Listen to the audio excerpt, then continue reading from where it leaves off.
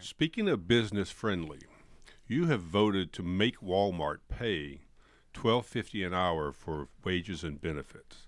Walmart says that's not business friendly at all, that if this bill is signed by the mayor, and I should just point out, Council Chairman Phil Mendelson told me on the phone just moments before we went on the air that he now intends to send the bill to the mayor by next Friday.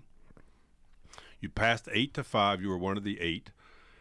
And this Walmart says, after a decade of wooing us to come to your city, you've changed the ground rules, and we will not go forward with the 3 stores we have under construction, and we probably won't go forward with the 3 additional that we have planned. What's business friendly about the big box minimum wage law?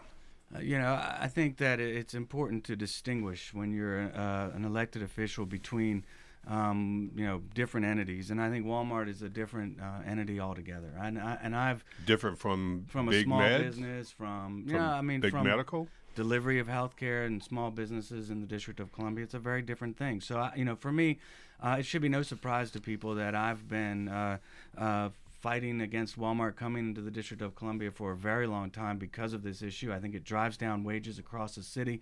I think it will put us in a position where we are basically giving people worse options for both employment as well as for goods and services than before. I think it's just a bad approach altogether. Muriel Bowser, the council member, is also running for, said, why don't we just call this the anti-Walmart bill, be honest, if we're doing this. But big groceries, big other stores who have union support, and they were exempt from this law. Why not, if we're going to raise the minimum wage, which ought to be raised nationwide, but if you're going to raise it, why not just be fair and raise it in the city? I actually think we should consider raising the minimum wage, but I also would have been happy to say that this is the anti-Walmart bill. I'm not afraid of that approach. I helped work on, as a staff member on the council, on the big box legislation when I worked for previously on the council, and for me, I just think Walmart is the wrong approach and the wrong approach for our city. So would you say, this is kind of like Mayor Fenty when he was running for mayor, wasn't supporting the baseball stadium. Would you say it's okay with you if Walmart abandons the city?